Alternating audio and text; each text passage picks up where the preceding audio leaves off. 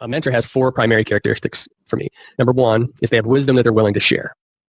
A lot of people have insights, but they're caught up in their own whatever. It's not the right time for them, and they're just not willing to share. Second is they're willing to get to know you. So they'll invest some time with you if they have it, right? The third is that they love you, meaning that they will give you feedback for no other reason than your benefit. So there's no mixed motives. There's no hidden agenda. They're not trying to manipulate you with the truth they give you. They're just giving you the truth because they love you and they want it to make you better. And then the last piece is they share your values.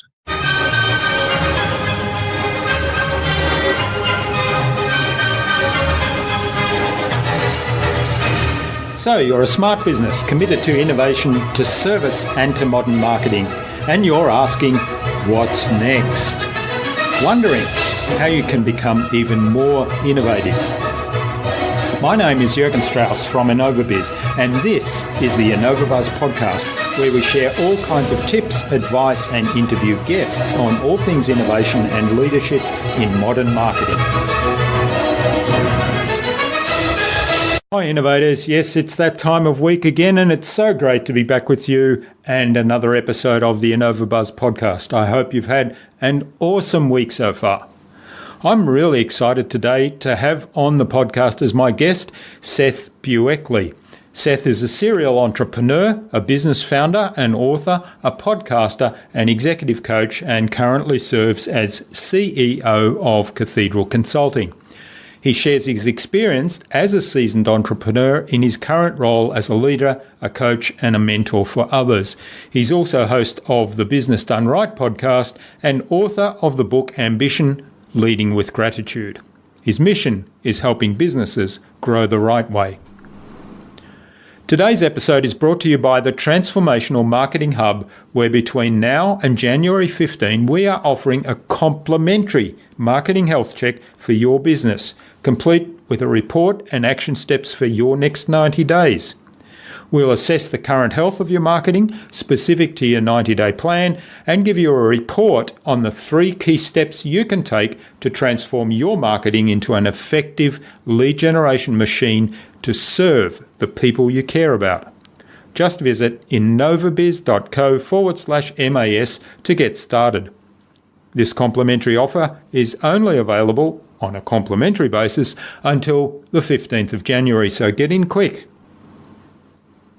In our discussion today, Seth talked to me about why it is important to stop and appreciate what we have now.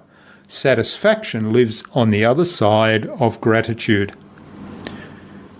He pitched his idea of a free lunch Friday and focusing on people we already have a relationship with. Fascinating concept. And he talked to me about the 4 qualities of a good mentor. Without further ado then, let's fly into the hive and get the buzz from Seth Buechley.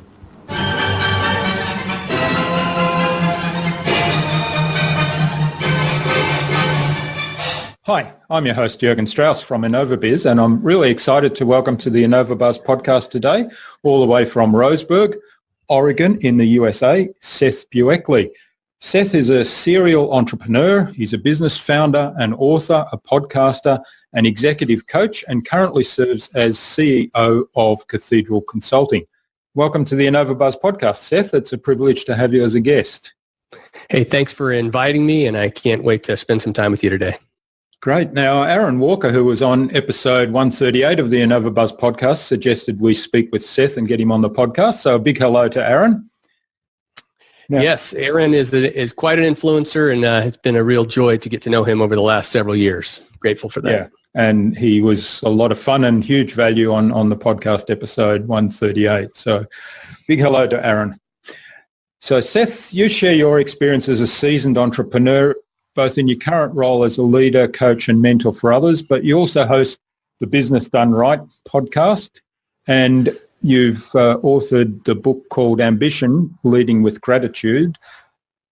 You've said that your mission is helping businesses grow the right way. So I'm really looking forward to learning more about your leadership philosophies and leading with gratitude and serving your clients. But before we start talking about all things leadership and service inspiration, let's find out a bit more about you as a person, because I know you had an interesting childhood. something that most of us would probably find rather unusual. As a young child, what did you want to do when you grew up? When I grew up, I just wanted to leave where I was, if I'm honest. I didn't really have a vision for what it would look like. I had a sneaky feeling that it would be important and meaningful, and meaning I kind of had this feeling that I would, quote unquote, be successful. But it was this intangible feeling that didn't have a lot of detail to it. I just had a feeling that I wouldn't be able to do that where I was. Okay, so now you grew up in a commune, right? And when you left that, was that did you drive that, or was that your whole family? Yeah, it was really, I was 17 years old, and so I definitely was on board with the decision at that point. But my parents had kind of come out of something that happened in the United States in the 60s, this hippie movement, and had found a sense of purpose, I guess, in a commune in the woods in a rural town. And we live in a rural state, so we were in a small town in a smallish state.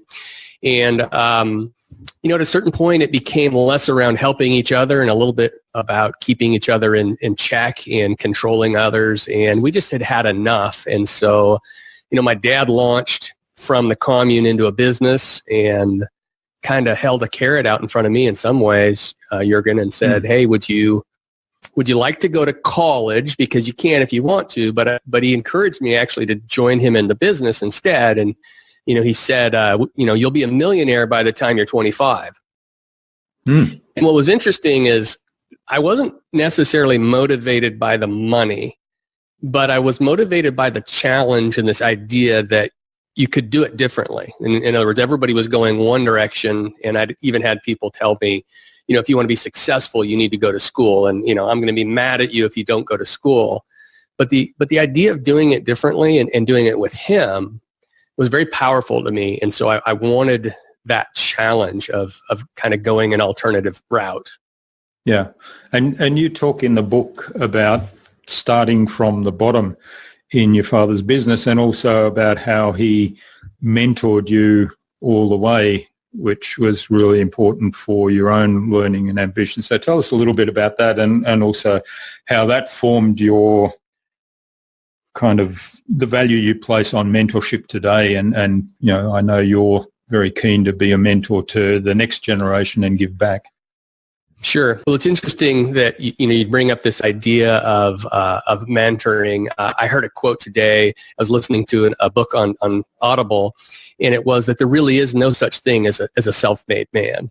And the more I've lived, the more I've come to believe that everybody that has some measure of success or influence even gets that success or influence because others had taken an interest in them and helped them along the way. And so I was very fortunate. And so when people sometimes will be impressed, and I try not to brag about the fact I skipped college. In fact, for many years, it was kind of this thing. I had a little bit of a stigma because everybody around me had gone to college. And so I didn't talk about it much. And over time, I've come to realize, hey, it's a different path and it's okay. And I don't brag about it like I was able to have these achievements without going to college. But instead, I focus people on the fact that the only way I was able to do that is I was given opportunities, and I had intentional mentors who put me in positions where I could stretch and I could grow, and they would give me candid feedback. And I knew that they loved me. And so it was a safe environment to kind of grow in my leadership skills. And so it would be very inappropriate for me to say, oh, I'm self-made or I could do all this, because the reality is, it was through intentional mentors that I was able to do whatever I've done. And also just the idea of somebody speaking promise and hope and confidence, because even though, I get to do a lot of things, I still wrestle with self-doubt and these negative, identity things that have to be overcome. And it's usually a mentor or somebody around you who kind of calls you to that higher level and that best self. Yeah, that's a really good point, because it's funny that we think that we're the only ones that have that voice in our head that's kind of beating ourselves up over things that we've done that we could have done better. But everybody has that voice, right? Yeah, if they're honest. I think so. And I think that, as we learn to be a little bit more open about it. We've developed trust enough that we can talk about it. Then we can deal with it and hopefully kind of right size our actions. Many times we either aim too high or too low. I view business as a blank canvas that we are on. And as individuals, we get to create something that wasn't in existence. We get to create it into existence. If that adds value to people, and really learn that I liked the people, I like to sell, and finding that energy. And I was given lots of opportunities to keep moving up the ladder, so to speak, because it was a family business. And, I had somebody that gave me the opportunity to do that.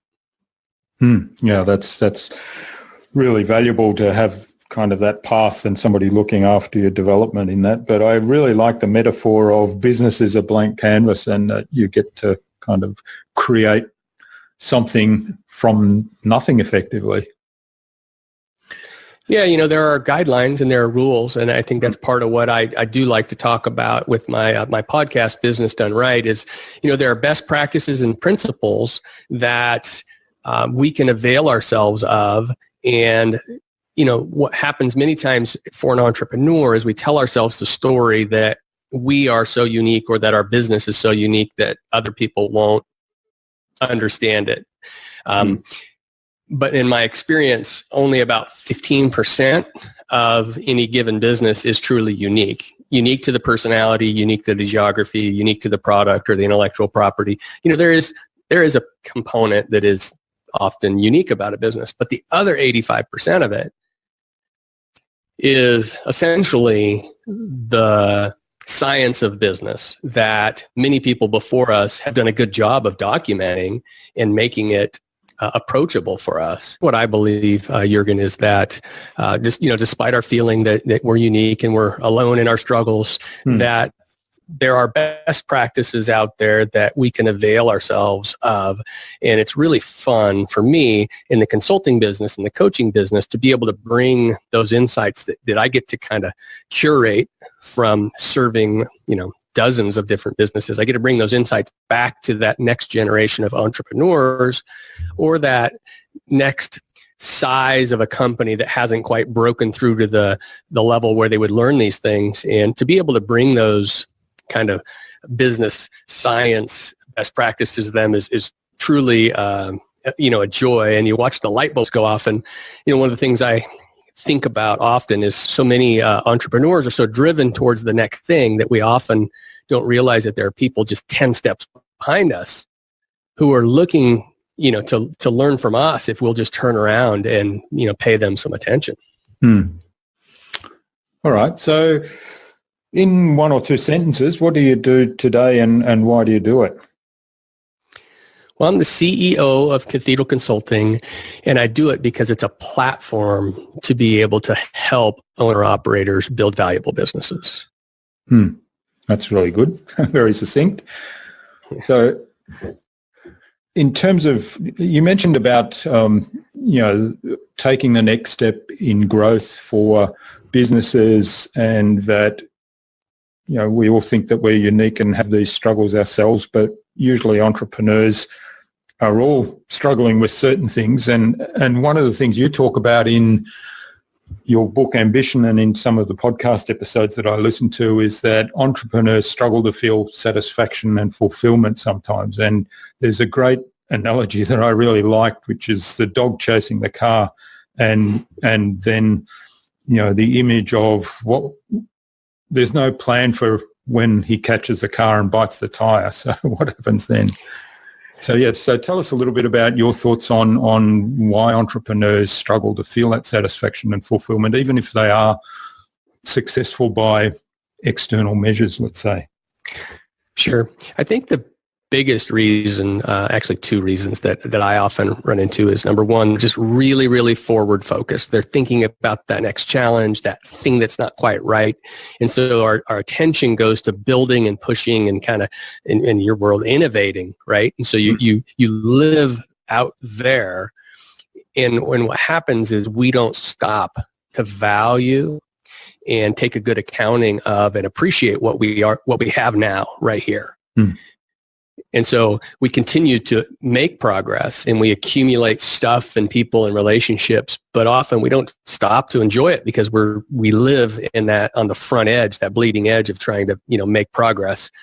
So that's one big issue. The other is that we've fallen into this myth, and it's a myth that's promulgated through media. It's a myth that is I think it's a human nature thing, which is we believe that fulfillment is found and satisfaction is found through achievement.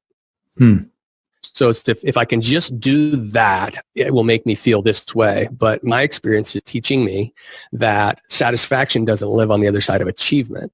It actually lives on the other side of gratitude. And so by being grateful, as in taking a good accounting of what we already have and where we've come from, now we start to say, all right, if I'm looking for satisfaction, it's not going to be found through achievement. And then it begins to shift our focus. And I think that's where we uncover other things where we really do find a sense of satisfaction, which is our identity becomes tied not to our achievements, but to who we are. We begin to think about issues of faith. And we also begin to think about issues of service, like service to others. And we start to realize, the gifts that we've been given, the opportunities we've been given, they're ours, but we have a response. We have a responsibility to use those to help others. And then when we plug into that and we finally say, all right, my satisfaction is going to come through that as opposed to my own achievements, in my experience, that's when the light starts to come on. Yeah, there's a lot of great things to like about what you've just said. I mean, I'm particularly strong on the idea of serving others in the sense of business because as a focus and, the basic concept of business is there's a need somewhere for a service or a product, and if you have what can fill that need, then there's a match. And focusing that on the service of that audience who have that need, I think is really the key to kind of driving that business to success rather than focusing on the money. I really like the idea of, stop and celebrate achievements rather than chase the next tire, if you like, using your analogy. In a mastermind group I'm involved in, our business coach who runs that starts off with, okay, what was awesome since the last meeting? And you're not allowed to say anything negative. So it's really, it's the same kind of concept. And I think that is so powerful to have that. And then you can feel grateful because we often kind of, as soon as we've achieved something, if we're driven to achievement, as soon as we've achieved it, we kind of tick it off and forget about it and off to the next thing, as you said. Well, I think there's something else too, Jürgen, which is we don't want to draw, we don't always want to, we can be egotists too, but we don't always want to draw attention to ourselves either, right? So we don't want to stop and celebrate it and make it about us. And so we kind of have this false humility, but that's right, yeah. But after a certain point, we can kind of become embittered and tired just because it's just one thing after another. I like what John Maxwell teaches. He says, listen, you need to celebrate something good, give yourself 24 hours and then get back to work. But the same thing is when something negative happens, agonize over it, cry a tear if you have to, but then get back after it. And but sometimes I find that people that are really driven aren't particularly reflective, and just because we're focused on activity. And then the other side of it is when we do get those feelings, particularly negative feelings that we got to process, disappointment is something I've really had to wrestle with because I have this, I'm a little bit visionary. And so I see things and I'm like, this is how it's going to go. And then two things happen. It either happens and it doesn't give me the emotional reward I expected, or it doesn't happen. And now I'm just profoundly disappointed. And so learning how to process that in a healthy way, as opposed to just working harder or stuffing it down, is actually something that I don't think a lot of people talk about it. It's kind of this identity issue, which is, hey, it's okay to be a business person and to identify as an entrepreneur, but that's not your total identity. And many times that we fall into that trap. Yeah. So how do you deal with disappointment then? Well, one thing I do is I talk about it now. Is there's a couple ways. There's the lead indicator. There's how do I preempt it? One of them is I talk to people about my expectations earlier. And so sometimes they can help me ratchet down my expectations of something, or at least right size them, so as I like to start new projects. And so often I have so many things going that now I can't get them all done the way I want to. And so then I get disappointed, and just being able to talk through that is huge for me. And then being able to acknowledge, I've been married as of this weekend for 28 years. So I married my high school sweetheart. And congratulations. Thank you. It says a lot more about her patience than my value. But just learning just to be honest with her. This is how I'm feeling, because this is really painful or hurtful, and having a great wife in the middle of business adventures has been an unfair advantage, Yeah. Well, I had I had a disappointing experience on the weekend. It was of my own doing in some ways. So I felt an intense sense of disappointment, but it was a disappointment in myself as well. And that really got me down for a day or so, and I beat myself up a little bit. And I've been married for 38 years, so I did have a chat to my wife about it the next day, and that certainly helped. It was, as you say, to be able to talk about it. And I obviously talking to your life partner is quite a bit easier than sharing it with somebody else. But talking about the disappointment certainly helped. And in hindsight now, I look back on that and I say, well, there were some lessons in that. So it's actually whatever happened was the right thing to happen. And I've got some lessons there that I can take away. Yeah.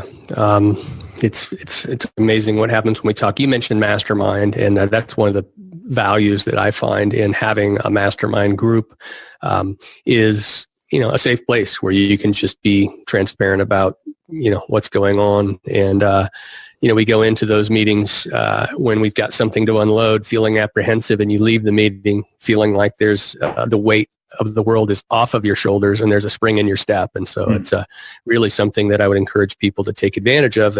That peer mentoring. It's somebody who's on the same path as you and kind of in that same strata, whether it's strata as a business owner because you're a business owner, or geographic strata or role of, whatever you're in. It's a huge deal.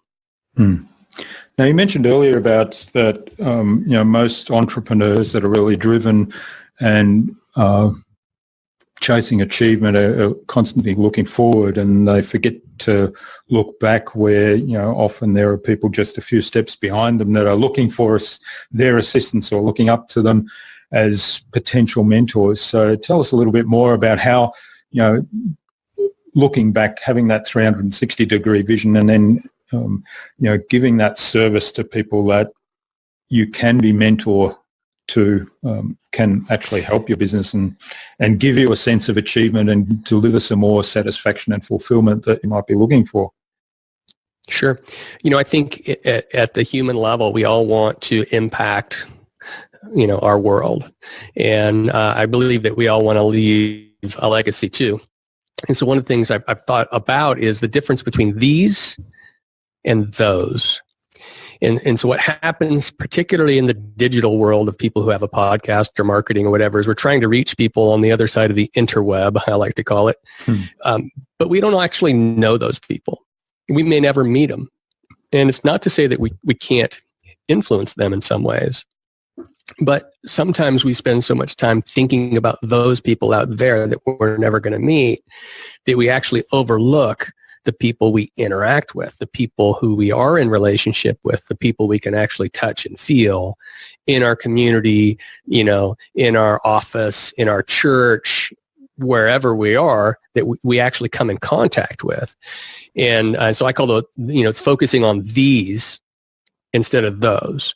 And so when we focus on these, it looks a lot like slowing down and, having lunches and asking people good questions and caring about what they're working on.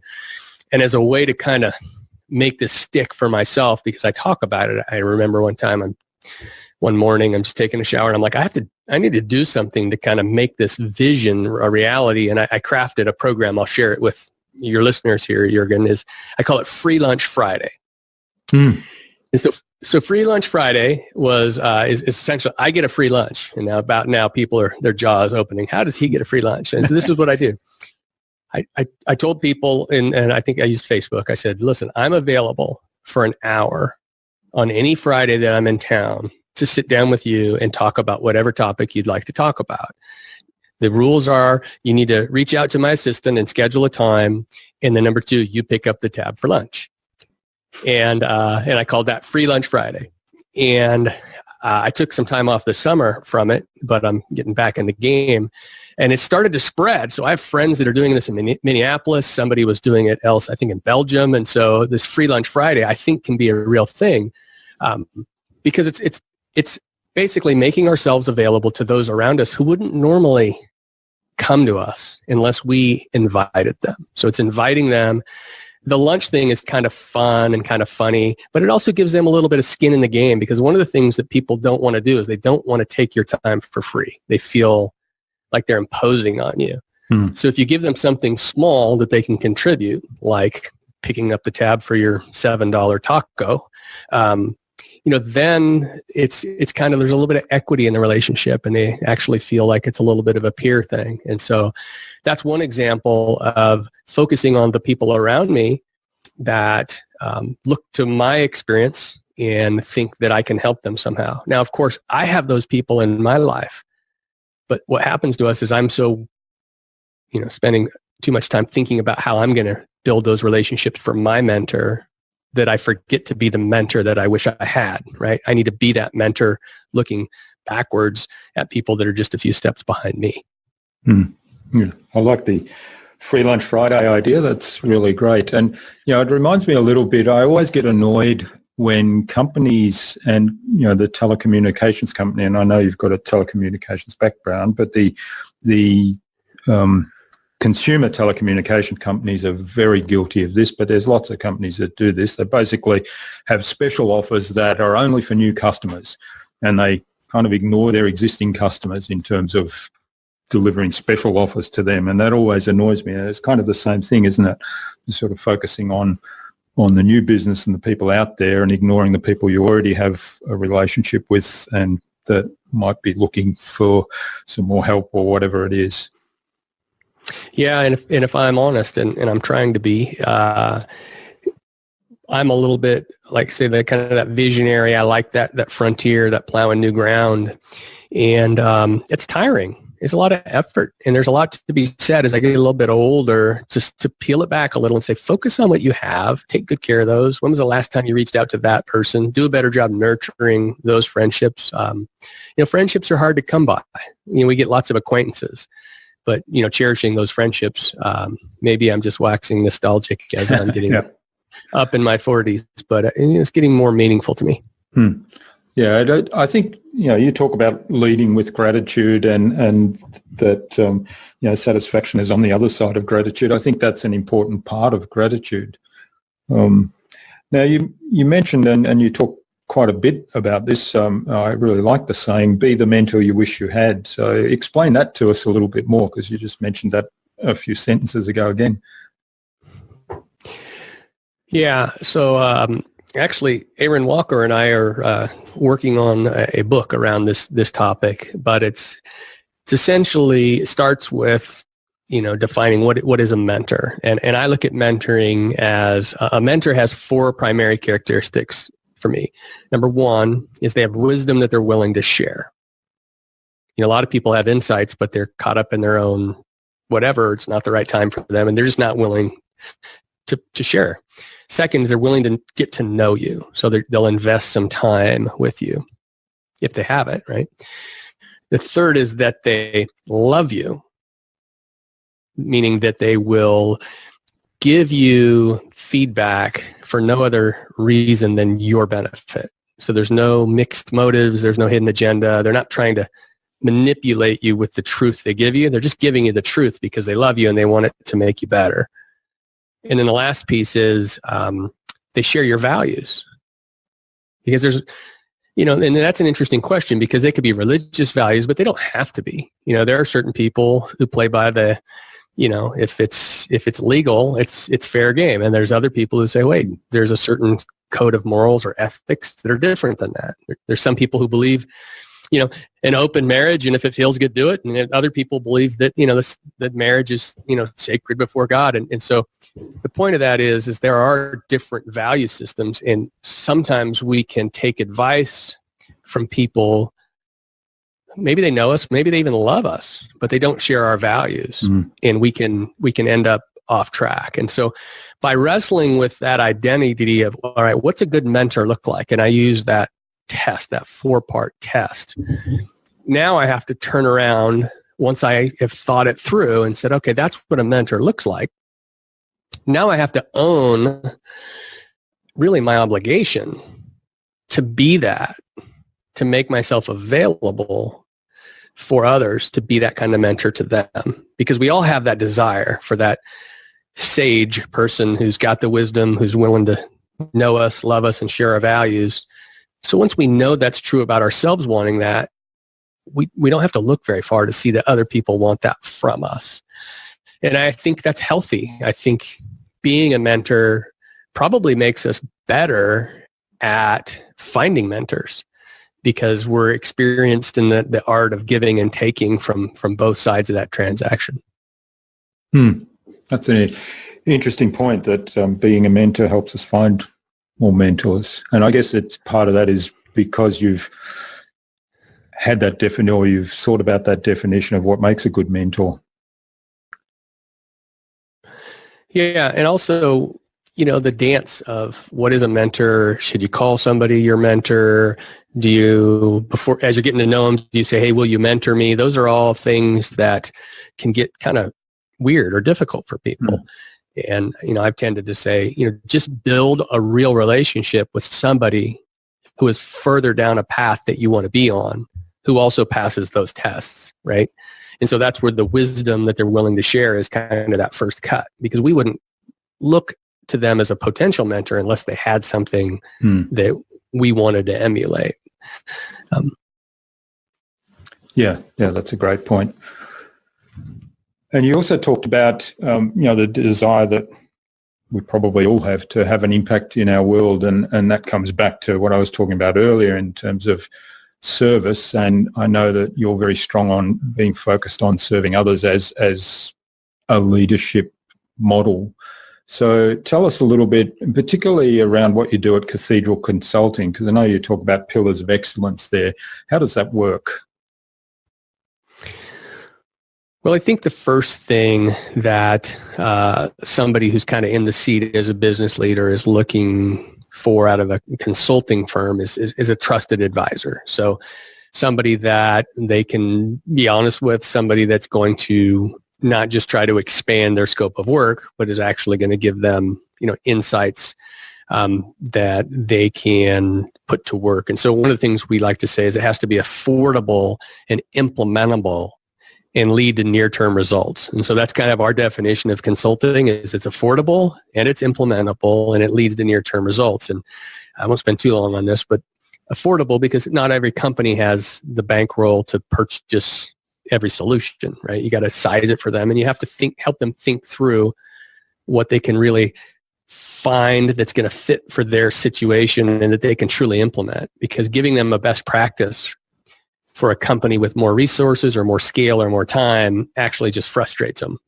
and so serving them in the way of being a trusted advisor who doesn't just throw answers at them, but takes the time to get to know where they're coming from and understand the nuances of their business enough to say, all right, based on what we know about your business, these are the kinds of things that you could choose from.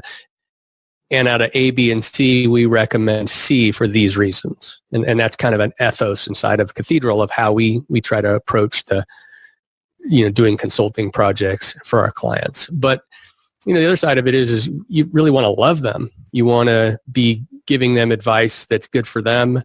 And, so some of the ways that we try to do that is, for instance, when we go to sell a company, we will often not charge a success fee, but we'll just basically say, this is how much it's going to cost. these are the 5 phases. And if in phase 3, you decide that you're going to go a different direction because the market's telling you something you're not ready to hear, or you just want to wait, we're not going to be upset and we're not going to charge you a breakup fee. We hope that we can continue working with you. And so those are some of the practical examples of trying to put ourselves in a position to serve that business owner who's sitting in the seat wrestling with things and feeling like they're all alone.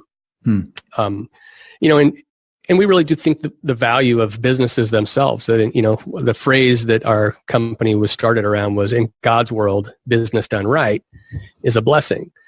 And it's this idea that business is important, from a faith perspective and even from how all the world works together, and, really cherishing that and honoring that, and therefore taking it really seriously, that it's really a privilege to be able to consult and coach, business owners.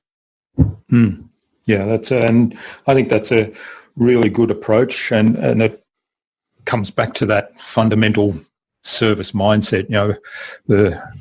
My business coach talks about a servant's heart, having, that doing what's good for the customer, doing what's right for the customer, not being focused primarily on what's in it for you. So I think that, all of that speaks to that, and that's a really good model. So you mentioned... Yeah, it's easy to say. I was going to say, it's easy to say. It's a little harder to do when you're faced with certain decisions, remembering, to put the client first and trust that it's going to work out for you and yours on the backside. I mean, that's really what it comes down to, is you got to trust. That, and there is a bit of a balance. There is a bit of a balance there, isn't there? But I think, you mentioned earlier about matching a mentor with your values and those 4 qualities you spoke about. I think that can apply to a client as well, isn't it? If there's a mismatch in values or other mismatch, perhaps, then that's where there's going to be friction, and it may not work out the best.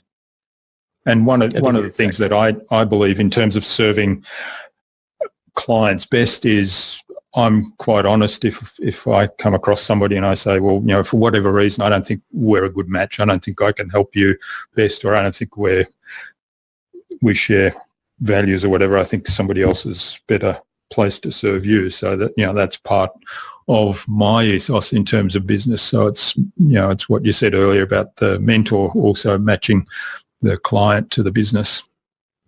Yeah, life is short. If we're grinding the gears and it's not feeling right and not comfortable, it takes a certain amount of courage just to call it and say, hey, listen, this probably isn't working, and let's move on before we spin our wheels and frustrate each other more than we already have. Yeah. All right. So you mentioned that you're working on a book about mentoring with Aaron Walker. What else is on the horizon for you? Well, it's interesting that we talked a bit about masterminds. So one of the things that I discovered when I purchased Cathedral a couple years ago was that we have some masterminds that don't call themselves masterminds. They're actually study groups, is what they've referred to themselves as, where we have CEOs from a specific industry. And in this case, they're from the automotive leasing industry. And they've been meeting together for 30 years in a small group. And they share their financials, and, they talk about best practices, and then they get together 3 times a year. And so we call that our competitive edge program. And so what's been fun for me is I'm working towards rolling out a competitive edge program that serves the telecommunication industry, which is the industry that I come out of. And so we were involved in building towers and then making smartphones work inside of stadiums and subways and, kind of indoor environment. And having come up close to seeing how some of those targeted business-oriented masterminds in our competitive edge program are working in one industry, I'm really excited about doing a beta and rolling that out into the telecom industry. And so, I know your podcast is a lot about innovation, and it's funny, I've been thinking about the innovation process of how do you ideate, and then you move past the big idea to a low-cost trial and test it out. And at what point you say, all right, now I'm firmly committed. There's no going back, right? And so I'm kind of on the front end of that process, getting ready to roll that out, hopefully in the first quarter of 2019. Oh, okay. That sounds exciting. And I'm impressed that the group you mentioned has been doing it for 38 years. So obviously there's value in it to keep it going for that long. Yeah, what's interesting is that they use it as almost a backstop or insurance policy for generational transitions. It gives you a forum to get the next generation of general manager into a business environment among peers, and that there's an established network of peers that will mentor that next generation up. And so the reason that it kind of ties back to the book is I believe that finding a mentor is important, being a mentor is important, but I also believe mentoring is this middle ground where, whether it's or competitive programs, or I've been involved in different CEO forums in the past, they all kind of serve that same, it's walking with peers and mentor through best practice as you said. Unfortunately, at this point of the interview, we did have some serious technical issues and Seth dropped out and it really wasn't usable. So I'll quickly summarize his answers to the first two questions of the buzz before moving back to Seth's own voice when we get to question 3, which is where the audio came back on and most of the rest of the interview was actually very good. In terms of technical quality, of course, the content itself is excellent. Now, in answer to the question of the buzz round, the first one, what's the number one thing anyone needs to do to be more innovative? Seth said, be willing to listen. And he pointed out to listen and go deep inside yourself with that listening and challenge your own mindset. Really great advice there. In answer to the second question, what's the best thing you've done to develop new ideas? Seth said he focuses on the core and stimulates the edges. He believes in the concept of adjacency. So he pays attention to what happens in one arena and looks how that idea might be applied to another arena. Yeah, and I there's a phrase, adjacency. I think for me, adjacency is where it happens most. Is that I'm seeing it in one arena and forum, and then as I'm looking at it working, all of a sudden you realize, wow, that would fit over here on this other side. And so it's it's just paying attention to what's working, and then asking yourself, where else can I apply it that nobody else is doing it? Yeah. Great advice. So do you have a favorite tool or system for improving your productivity and allowing you to come up with new innovations? I use a weekly planner. I'm not very good at it. I will just tell you that I just keep after it. So I keep going back to the things that I don't feel like I'm great at. For me, it's pretty simple. Is I get up in the morning and I read. Usually Bible or literature similar.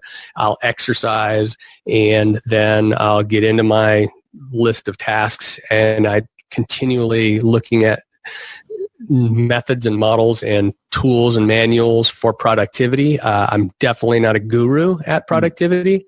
I think people think that I'm very, very productive, but I know that I'm just a rookie when it comes to real productivity, and so I just keep at it. Well, what I love about a weekly planner idea, and whether you use it as a paper planner or some sort of online tool or PC tool, is that it does get you to focus on what's important and kind of look out for the week. Okay, what do I need to have achieved by Friday or whenever your week ends? And really focus in on the core. So I'm doing that quite a bit now, and I'm also looking back over the last week when I start the new week, looking back and think, okay, what did I actually get done from that list and what's left over? And so that lets me then plan the next week, keeping in mind that, hey, I only got 80% done last week, so let's cut it back to 80%, and that forces me to focus again. So it forces you to focus on the important things.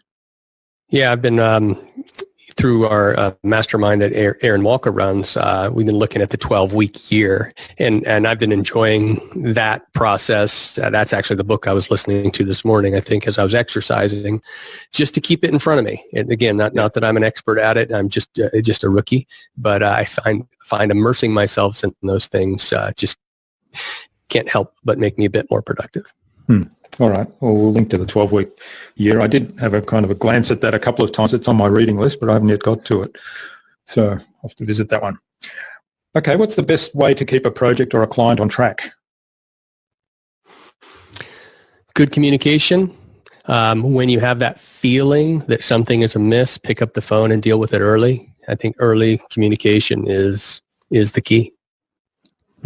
Great advice. Yeah. Communication is always a big one. I like if you get a feeling something's amiss, get on the phone and sort it out. Yeah. Because your feeling is probably, it's a marker, it's a cue, and we overlook those to our own peril many times. And that intuition is often, I can't tell you how many times, I've taken action and somebody said, it's really interesting that you would call today. And then I just smile because I know that I was feeling it right and I needed to make the call. So, yeah, great advice. So we should tell our intuition a lot more.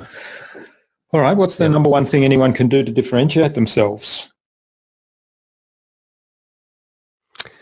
Quit worrying about others.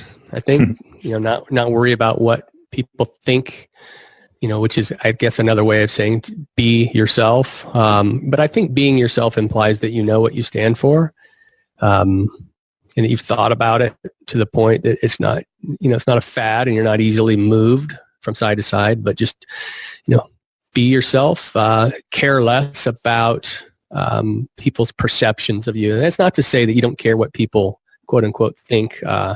This is just to say that we spend a lot of time worrying about what we think people are thinking about us. And the truth is not many of them are thinking about us, and we're just really caught up in our own. That's right. Yeah. I think one of my recent guests said we spend all this time worrying about what other people think of it and of us, and the truth is they are not even interested in thinking of us. But it's funny, isn't it? Because we have this tendency to worry about what others think of us, and yet, you talked in the first question about being willing to listen, and that often we ignore feedback. So there's kind of that's almost a dichotomy there, isn't it? There is, yes. All right. So this has been great, Seth. I really enjoyed this, and it's fascinating to learn from your experience and learn a little bit more about the book. Where can people reach out and say thank you for what you've shared with us today? Well, they can get me at readambition.com. That's the main website. Also has my links to the podcast there. And it's been my pleasure to be with you, Jürgen. I appreciate what you do. I appreciate the invitation, and your questions were stimulating. And hopefully your listeners are going to find some nuggets that they can put to work right away. I'm sure they will. So what's a couple of additional questions before we sign off? What's the number one piece of advice you'd give to any business owner who wants to be a leader in their field? Be a thought leader. I mean, I believe you have to create content. You have to know how to show people what's important now. If you can stand in front of an audience and help them understand this is important now, then you're going to position as a thought leader and you can step into leadership in your field. Great advice. I love that. I love that you said create content. It's a message that I keep telling all of my clients. All right. And then finally, who would you like me to interview on a future InnovaBuzz podcast, and why? I think my good friend Trevor Mock would be an outstanding guest because he is one of the most generous, outgoing, mentor-focused kind of guys I've met. He's got a nice SaaS company called Carrot.com that serves the real estate space, and he's just a fantastic leader, and he happens to be here in my hometown of Roseburg, Oregon, and I think he'd be a great guest for you, Jürgen. Excellent. All right, Trevor, if you're listening to this, look out for an invitation from us to the InnovaBuzz podcast, courtesy of Seth Buechley. So thanks again, Seth, for sharing your time and your insights with us so generously today. It's been a lot of fun. I wish you all the best for the future, and let's keep in touch. Glad to do it, Jürgen. Anytime. Thanks.